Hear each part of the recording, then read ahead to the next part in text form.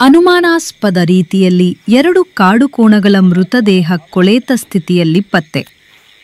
ಅಡಿಕೆ ತೋಟವೊಂದರ ಹೊಂಡದಲ್ಲಿ ಕೊಳೆತ ಸ್ಥಿತಿಯಲ್ಲಿ 2 ಕಾಡುಕೋಣಗಳ ಮೃತದೇಹ ಅನುಮಾನಾಸ್ಪದ ರೀತಿಯಲ್ಲಿ ಪತ್ತೆಯಾಗಿರುವ ಘಟನೆ ನಡೆದಿದೆ. ಶಿವಮೊಗ್ಗ ಜಿಲ್ಲೆಯ ಹೊಸನಗರ ತಾಲೂಕಿನ ಹುಂಚ ಗ್ರಾಮದ ಸರ್ವೆ ನಂಬರ್ 52ರಲ್ಲಿರುವ ರಾಮಪ್ಪ ಬಿನ್ ಮರಿಯಪ್ಪ ಎಂಬುವವರ ಅಡಿಕೆ ತೋಟದ ಹೊಂಡವೊಂದರಲ್ಲಿ 2 ಕಾಡುಕೋಣಗಳ ಮೃತದೇಹ ಪತ್ತೆಯಾಗಿದ್ದು ಹಲವಾರು ಅನುಮಾನಗಳಿಗೆ ಎಡೆ ಮಾಡಿಕೊಟ್ಟಿದೆ. ಕಾಡುಕೋಣಗಳು ಮೃತಪಟ್ಟು 4-5 ದಿನಗಳಾಗಿರಬಹುದು ಎನ್ನಲಾಗುತ್ತಿದ್ದು, ವಿಷಪ್ರಾಶನ ಮಾಡಿದ್ದರಿಂದ ಕಾಡುಕೋಣಗಳು ಮೃತಪಟ್ಟಿರಬಹುದು ಎನ್ನಲಾಗುತ್ತಿದ್ದು, ಮೃತದೇಹದ ಮರಣೋತ್ತರ ಪರೀಕ್ಷೆ ನಂತರ ಸಾವಿನ ನಿಖರವಾದ ಕಾರಣ ತಿಳಿದು ಬರಲಿದೆ.